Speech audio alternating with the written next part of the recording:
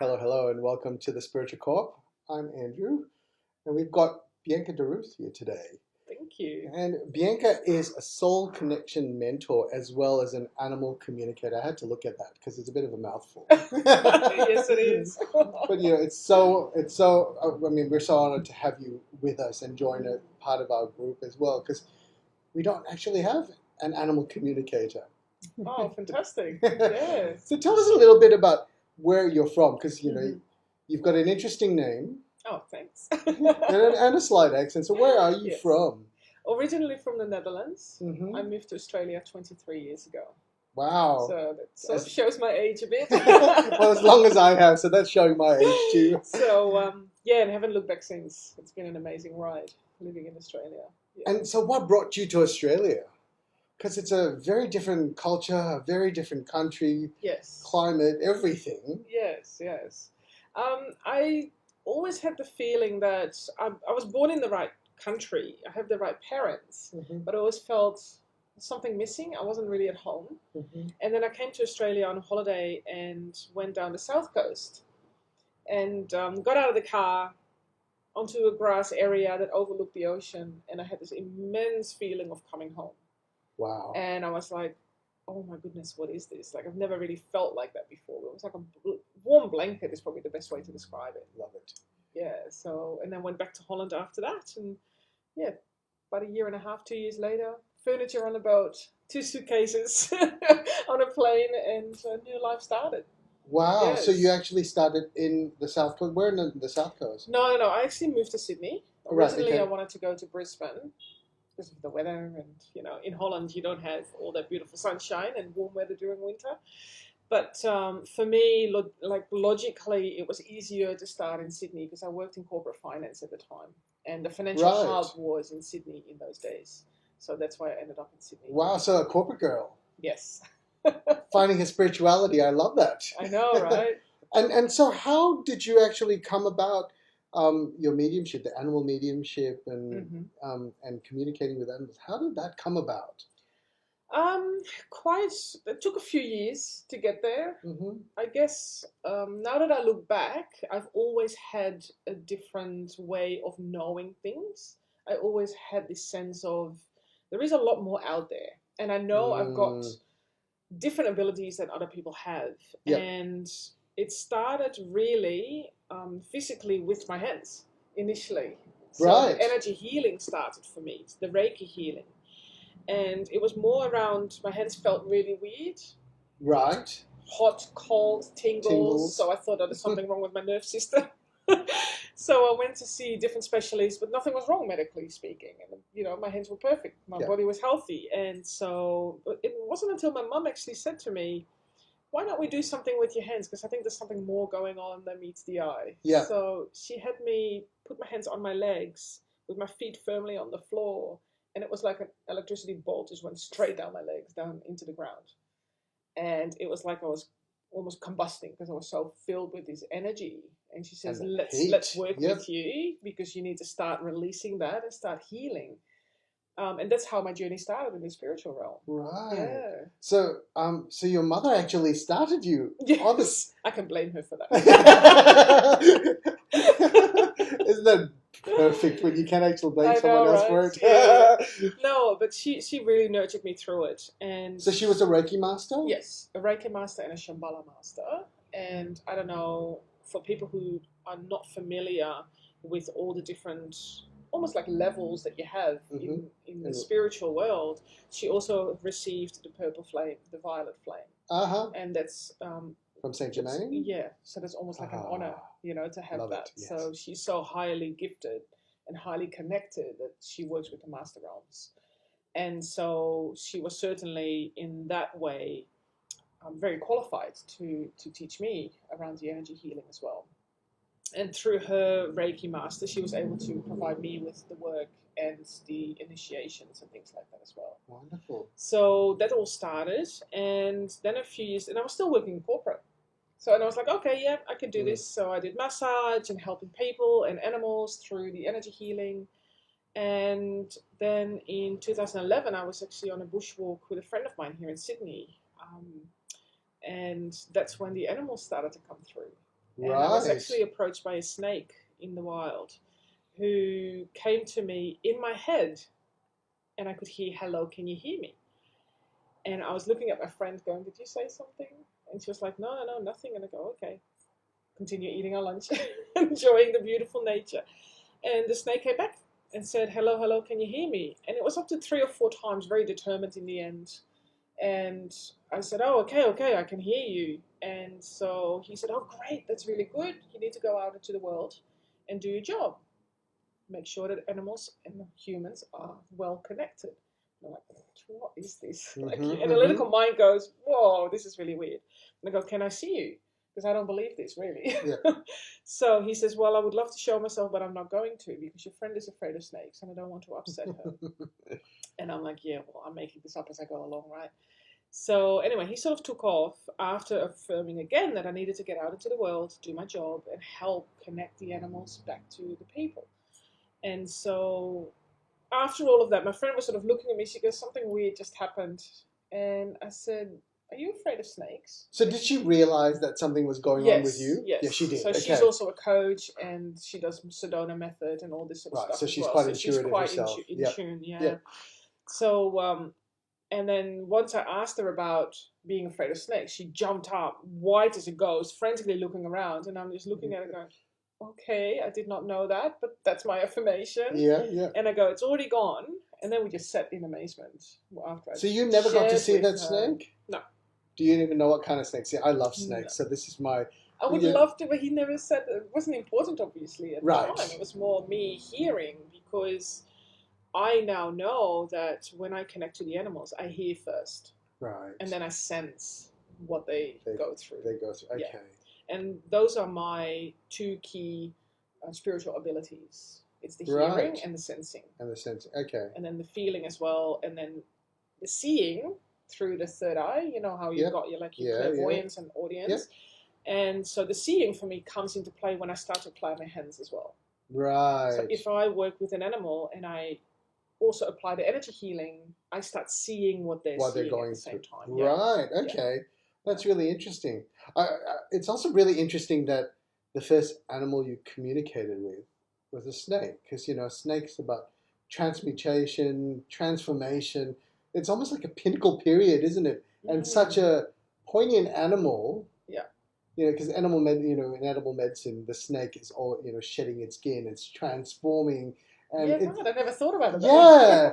Fantastic. And there you go. And for you, that seems to be like that transformation moment where that realization that all of a sudden, oh my God, I actually talk to animals. Yes.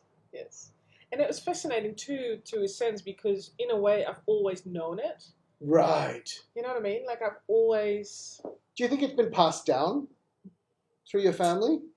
Because I know a lot of abilities like that, you know, sometimes they come through your family lines. Yeah. Like for me, a lot of my herbal abilities come through my mum's side and my great-grandfather, who was a herbalist. Mm-hmm. Yeah, and sometimes you get the knowing, and of course, you know, they come back as guides as well. So, you know, I wonder with that, because if your mum had it, I wonder whether her mother had it. Well, that's a really interesting question, because it can certainly come through as a lineage almost in that sense. Yes, and that's right. Certainly when you talk about Reiki and energy healing, there is a lineage. Also in the different ways of Reiki and the different methods in Reiki as well. So there's certainly a lineage there. So I agree that, yes, there can certainly be that connection and that it is filtered down. On the other hand, I also know that everybody has these abilities. Right. It's just not switched on, or we're not tuned into it yet. Right. So everyone can speak to animals? Everyone can absolutely learn to speak to animals. And I also believe that everyone has the spiritual abilities within them. It's how do we reconnect with them? And my belief is that we have forgotten how to use them. We have forgotten how we can actually apply all the different abilities that we have from that energetic spiritual level. We are all spiritual beings. We can all tap into that knowledge, into that energy source, to be able to heal ourselves and heal others. Yeah. And whether that's through clairvoyance or mediumship or Reiki healing or massage or through, you know, a practical healing, such as, going through to a specialist, like the modern science. Mm-hmm. It's all to do with that, because when you really drill it down, everything is going back to nature. Yes. Even modern medication. That's right. Where did it come from? How do you create Plants, medicine? herbs. Right? That's right. Yeah. So, and we are all connected in that way, and we are in a physical body because that allows us to be here on earth, to be able to allow our spirit and our soul to work. Yes, I get that, yes. And that's where the abilities come through, because our bodies are amazing. So do you think really allow that to happen. Do you think that the animals that appeared to you that day during that walk, was it, I mean, you seem to have gotten a lot of reptiles. You told me about a goanna. Yeah. Do you think there is the fact that these reptiles are so grounded and close to nature that they were able to connect with you, and because you were connecting with nature at the same time when you were walking, that that switch turned on? Yeah. Right. So subconsciously, I opened myself up completely to having those connections. Yep. And because we were already in nature, that just amplified it. And all of a sudden, those sensors just opened up widely, and the snake just came through. So with my other two dogs, Rosie and Toby, in the past, they would always look at me and sit right in front of me for hours on end and stare at me, and I would go, okay, you're probably telling me a lot, but I have no idea what you're saying. Yep. Right. So, but even through healing them with the Reiki at that point, I wasn't hearing them, and I knew they had a lot to say. I could feel that, but I wasn't really tuned into what the information is that they were telling me. So that afternoon when I came home, they literally just stopped in their track when I came through the door, in particular Toby, and he just looked at me and he goes, "Oh, you can finally hear me." And then all this stuff came over, and I was like, hang on a minute, stop, this is too much. I don't know what to do with it yet. So for everyone who don't know, Rosie and Toby are your late mini schnauzers. Yeah. Yeah. So they're quite special there. And do you still communicate with them now? Absolutely, every single day. Yeah. Oh, how sweet. Yeah. It's fascinating. They had their own roles with me as well. So Toby was more my protector and my guardian. Yep. Very much the spirit who held everything together and grounded. Yeah. Whereas Rosie was always very active, but in a calculated way. And I could see her really giving me more wisdom. And I call her my business partner. Right. Right. She really was there from the start when I started to really, transition myself out of the corporate world into this new entrepreneurship, like the spiritual entrepreneurship. Yep. Wow. So that part, I miss them dearly, and I certainly miss that physical connection with them. However, they're still spiritually so much with me. Right. That I can still tap into them and. So why do people come to you? What is it that you do to help people? Do you help them connect to their present animals or their past animals, or are you helping them with messages that are coming through or behavioral stuff? Yeah. Oh, all of the above. All the above? Okay. All of the above. Most of the time people come to me because they really want to find out one particular thing around their animal. For example, behavior has shifted. Right. Yep. Or they sense that their animal might be in pain, or maybe they have stopped eating. Right. Okay. They may have a new pet that comes into the family. Yep. Or the animal is so sick that they don't know what to do. How on earth can I make the decision to actually let them go? Right. So it's and being able to then connect to the animal to really find out what is going on for you. How can we help you? What would you like to share with us that helps you in a way that's very nurturing and very supportive. On the other side, yes, we help them, but on the other side, they help us more. Right. When animals change their behavior, it's not because they often want to, they have no choice. Right. For example, a dog's behavior can shift dramatically, right? So we always need to look at that. What am I doing that allows my dog to change that behavior? Right. What am I doing that allows my bird to pluck the feathers and be stressed? Where's that coming from? Where in my life? Because they do mirror. Am I stressed or am I anxious? Absolutely, they mirror us. They mirror us so well. Right. You know, they are our teachers, and not only that, they are also connected to the spiritual world as well. Yes. Yeah, I definitely believe Very that. much so. Yeah. They're vibrationally, energetically at a higher, vibration, frequency, however you resonate with that. So when you do connect to them, we also need to level up our vibrational frequency. Right. Because only then can we tune into them and literally tap into their energy field so that we're all on the same frequency to open that line of communication. Right. It's similar to when you tune into a radio station. Well, I'm old school. When you have the old radios and you have the big knob that you turn to get to the right station, you hear all that crackling noise until you hear the clear music or the words or the voices. That's a similar thing as what we're doing when we connect to the animals and spirits, for example. I mean, you with your mediumship as well. Correct. Yes. You know, we probably do it more subconsciously now because we're so used to it and it just happens. It just, right? That's correct. Whereas in the beginning when we're learning, that's what we do. We consciously raise our vibration, get to that same frequency, and then all of a sudden... I guess this is like any sort of healing modalities. We're really tuning into the energy and tapping to the energy of, you know, like Reiki, for instance. You are tuning into universal energy. Yes. And you know, I find it really interesting that that's the thing that really started you in your journey, because Reiki is universal energy.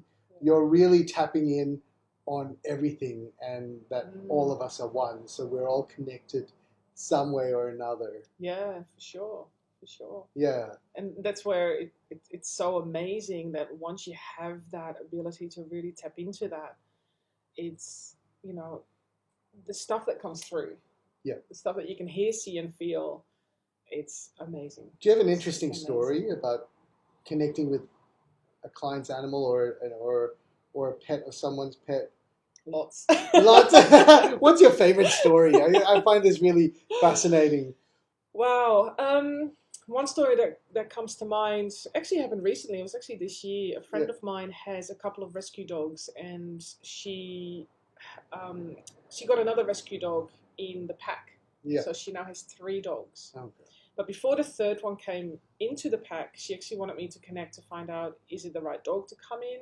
How can we nurture this process? Does he want to come and live with us?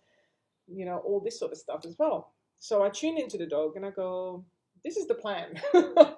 We would love for you to move house, because where the dog was living, that person was no longer able to look after the dog. Them, right? Okay, right. Yep. Through ailments and things like that. So, and we asked the dog, are you happy to move? And he said, well, I will certainly miss my owner. Where am I going? That was the first question. Where am I going? So I pictured the property, because I live on a beautiful property.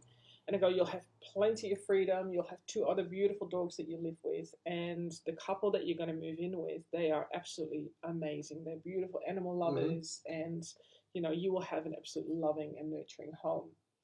Now, the dog said to me, that's all fine, but on one condition only. One condition, of course. They're cheeky. They've got a sense of humor, don't they? I know, they do. And he says, there is a toy that I would love to come with me. I go, okay, describe the toy for me. So he described the toy. Sort of elongated, green-blue colored with something on top. I go, it's not, it didn't feel, to me, it didn't feel very smooth.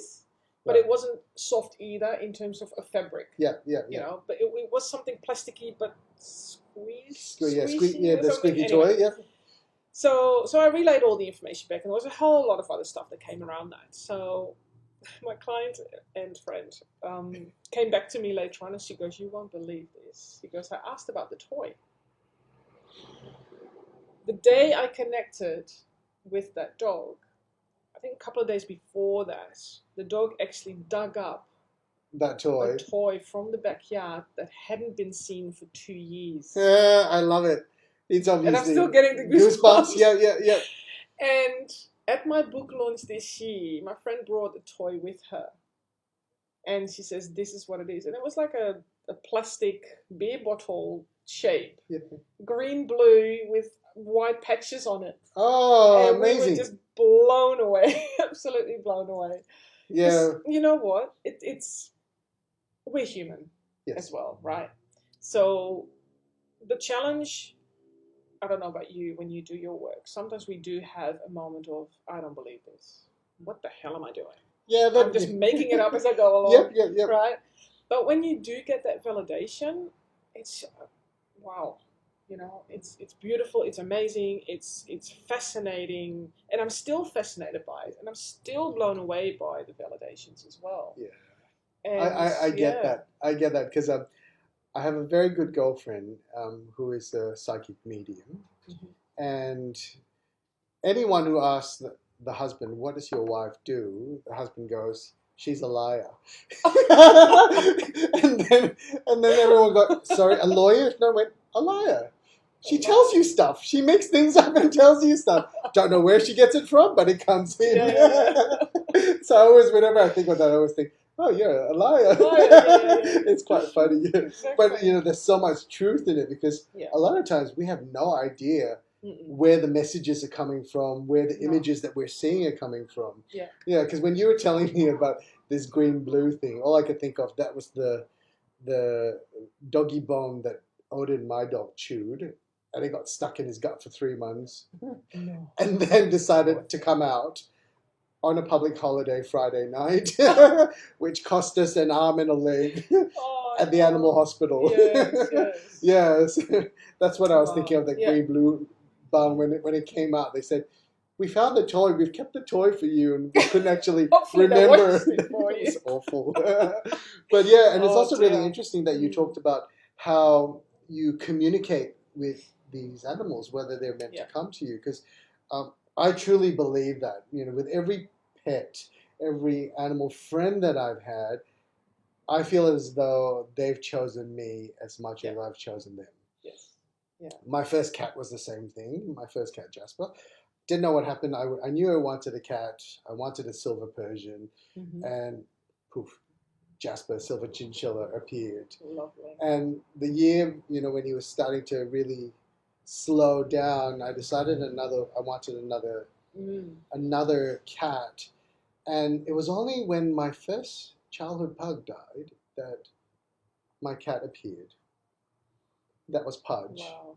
And the same thing when Jasper died, my chinchilla, I was looking for another cat, and I went through 6 breeders. They just kept on falling through, and I ended up getting a grey cat just like Jasper. Wow. And the funny thing is, Winston, my beautiful hairy Winston, I couldn't afford the diamond, but I called him that.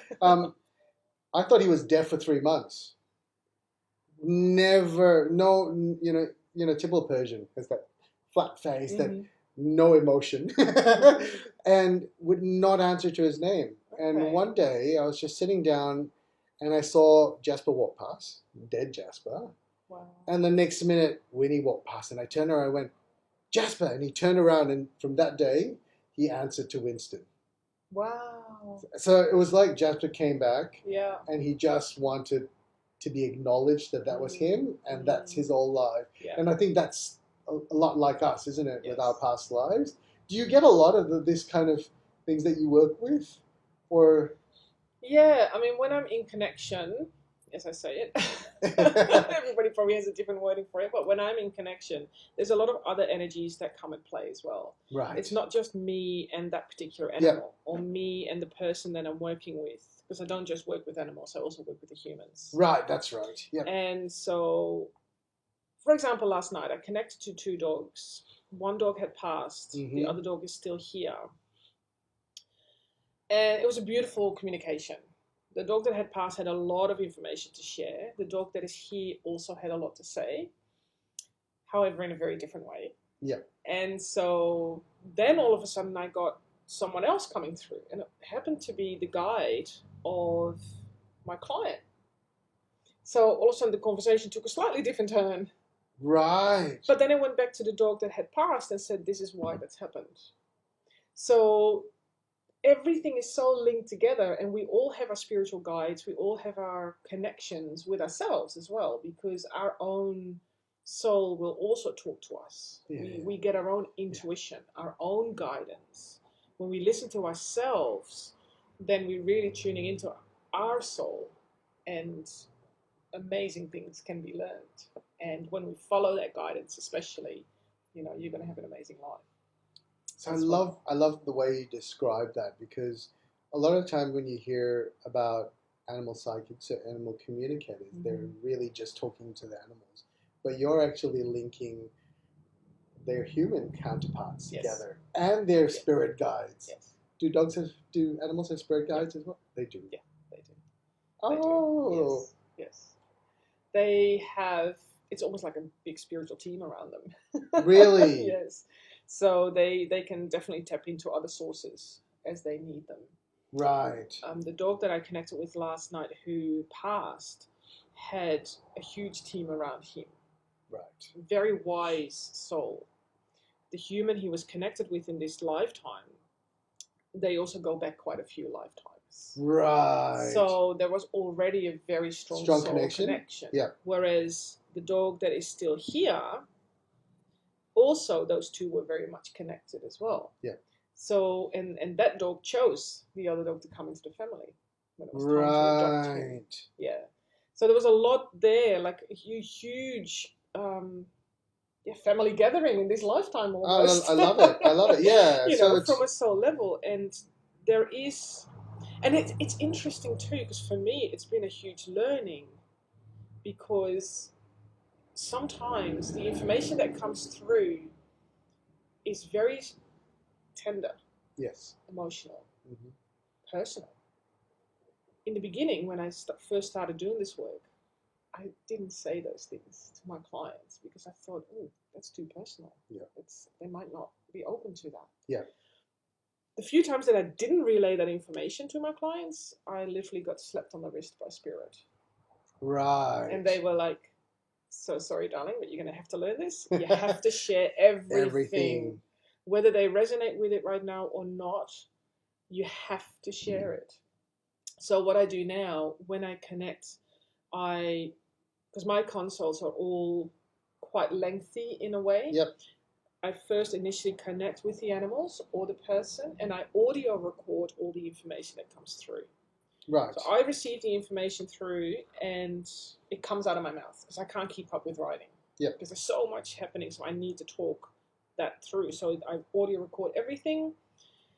Then it's all recorded as well in an email. I create a care plan, and then the next step is for my clients to listen to the audio recording, take out what they've learned, any other questions and things like that as well.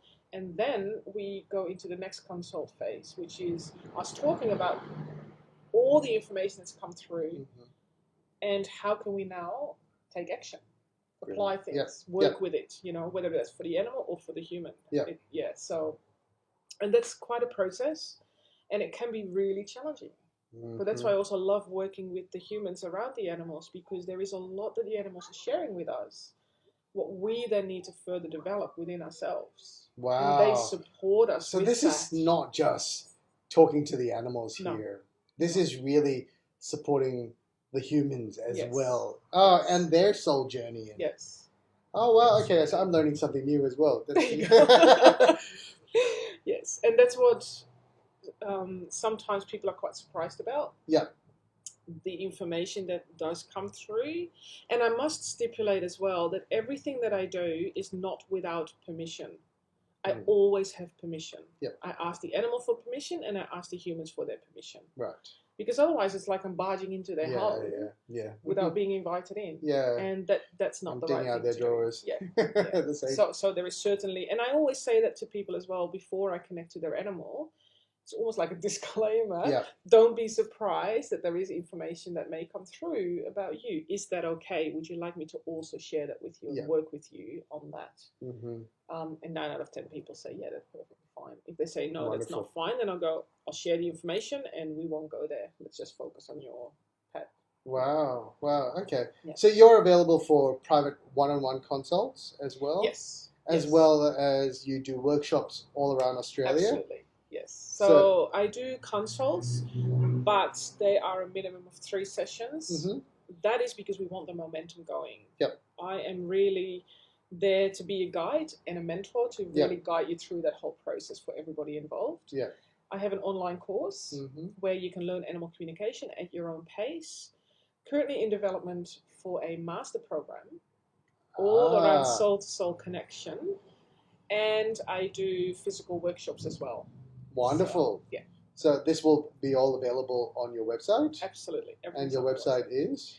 ConnectingSoulBeings.com. There you go. And Bianca also has a book that she recently launched a couple of months ago, actually. And I completely forgot to bring a copy for you. And the book is called? Hello, Can You Hear Me? Brilliant. And that's because the snake asked me that question when I first That's heard his right. voice. That's right. So if you're interested in purchasing the book or any of Bianca's courses or want a consult, you can actually find her on ConnectingSoulBeings.com. Or you can also find her on thespiritualcoop.com. Absolutely. So either way, you'll be able to find her link, and I'm sure Miss Corporate here has that all prepared, and you'll be able to Google her as well. Oh yes. So thank you very much for being here today and sharing your story, and I've definitely learned so much from it. So thank you very much. And if you have an animal that you want to contact or want to speak to or find out what your soul journey is and what you have to learn from your furry counterpart, you know where to find us. Thank you very much. Have a lovely day. Thank you so much, Andrew. Thank you so much for coming. It was an honor to be here. Thank you. Thank you.